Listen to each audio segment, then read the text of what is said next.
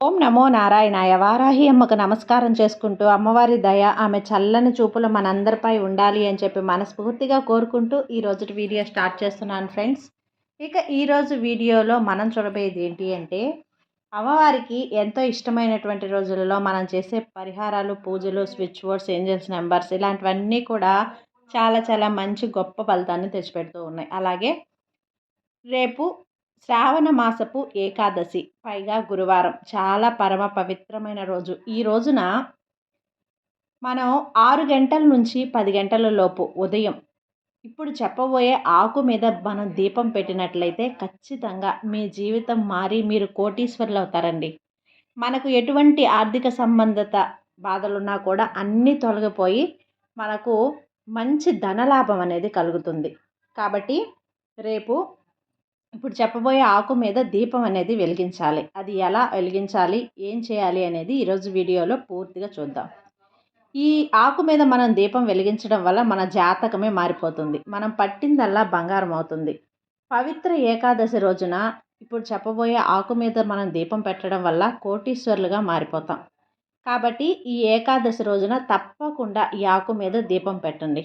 అలా పెట్టడం వలన మన జీవితాలలో ఉండే కష్టాలు, బాధలు ఇవన్నీ కూడా తొలగిపోయి ఆర్థిక సంబంధిత బాధలు కానీ, అప్పులు కానీ ఇవన్నీ కూడా తొలగిపోతాయి. ఏకాదశి అంటేనే విష్ణుమూర్తికి మరియు లక్ష్మీదేవికి ఎంతో ఇష్టమైన రోజు. ఈ ఆకు మీద దీపం పెట్టడం వల్ల మన దశ తిరిగిపోతుంది. దోషాలన్నీ తొలగిపోతాయి.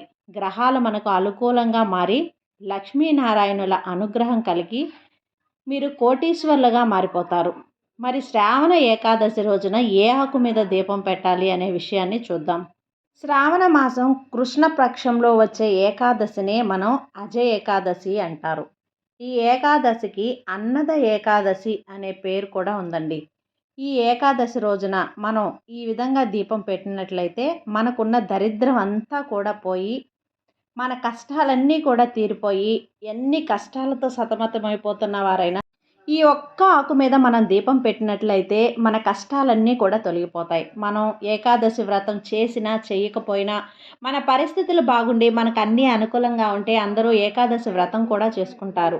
కాబట్టి జాగరణ చేస్తూ ఉంటారు. మనకు వెంకటేశ్వర స్వామిని ఎంతగానో పూజించి ఆయన్ను మనం సహస్రనామాలతో, విష్ణు సహస్రనామాలతో శ్రీవారిని మనం అర్చిస్తూ జాగరణ చేసి, అలాగే ఉపవాసం ఉండి ఇవన్నీ కూడా మనం వ్రత కథలు చదువుకొని ఈ విధంగా పూజ అనేది పూర్తి చేసుకుంటాం. ఇవన్నీ చేయలేకపోయిన వాళ్ళైనా సరే ఇప్పుడు చెప్పబోయే ఆకు మీద ఒక దీపం వెలిగించినా చాలు, మనకు ఏకాదశి వ్రతం చేసినంత పుణ్యఫలం కలుగుతుంది.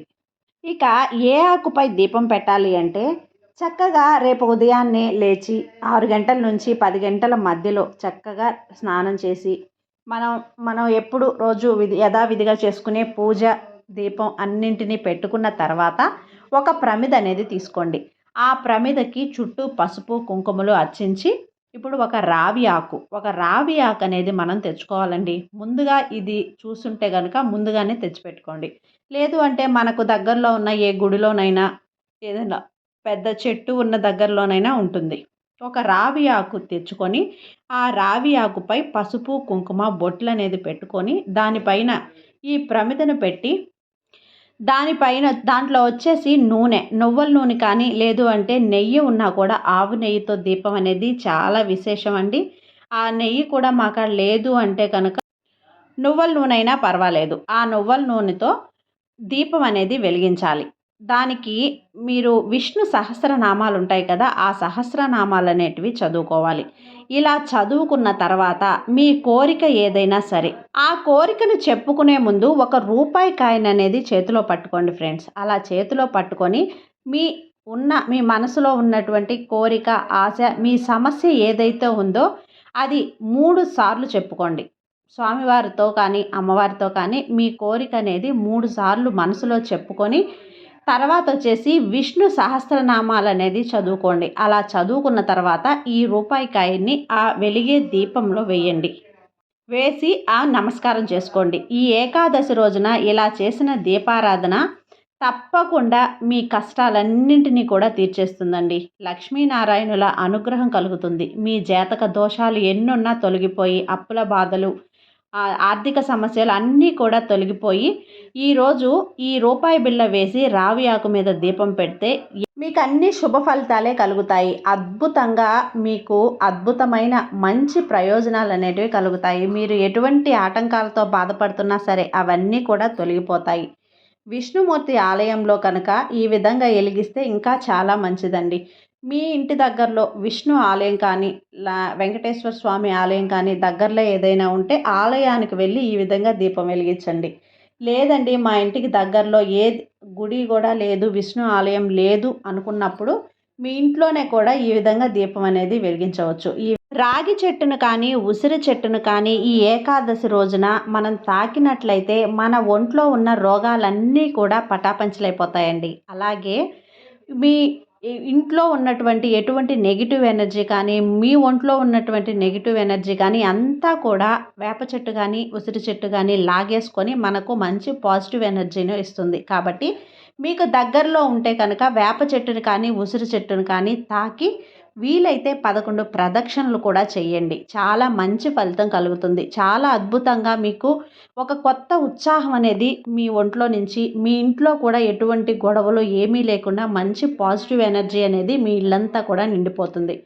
మీరు అలా తాకి ప్రదక్షిణలు చేసి విష్ణుమూర్తికి అలాగే లక్ష్మీదేవికి నమస్కరించుకొని అమ్మ మా ఇంట్లో అడుగు పెట్టండి, లక్ష్మీనారాయణుల లక్ష్మీదేవి అనుగ్రహాన్ని మీరు పొందాలి అని చెప్పి మీరు నమస్కారం చేసుకొని లక్ష్మీనారాయణులని అలాగే మీ ఇంటికి ఆహ్వానించండి. మీకు చాలా మంచి జరుగుతుంది. విష్ణుమూర్తి అనుగ్రహం కలుగుతుంది. ఉసిరి చెట్టును శ్రీ మహావిష్ణువు స్వయం రూపంగా మనం భావిస్తాం. ఉసిరికాయ అంటే లక్ష్మీదేవికి ఎంతో ఇష్టమైనది. చెట్టును శ్రీ మహావిష్ణువు రూపంలో ఎక్కువగా ఆరాధిస్తూ ఉంటాం. ఉసిరికాయల మీద ఒత్తులు పెట్టి దీపాలు వెలిగించే సాంప్రదాయం కూడా మనకుంది కదా. కాబట్టి ఈ చెట్టులో ఎన్నో ఔషధ గుణాలు ఉన్నాయండి. కాబట్టి ఈ చెట్టుని ఉసిరి చెట్టును కానీ వేప చెట్టును కానీ మీరు తాకినట్లయితే తప్పకుండా మీ ఒంట్లో ఉన్నటువంటి ఎటువంటి రోగమైనా కూడా వెళ్ళిపోతుంది. కాబట్టి తప్పకుండా వీలైనంత వరకు ఈ చెట్లను తాకడం, రాగి ఆకు మీద దీపం వెలిగించడం లాంటివి తప్పకుండా ప్రయత్నించండి. మంచి శుభాలను పొందుతారు. అది ఫ్రెండ్స్ ఈరోజుటి వీడియో. ఈ వీడియో కనుక మీకు నచ్చినట్లయితే లైక్ చేసి సబ్స్క్రైబ్ చేయండి. అలాగే మరికొంతమంది భక్తులకు షేర్ చేయండి. సర్వే జన సుఖినో భవంతు.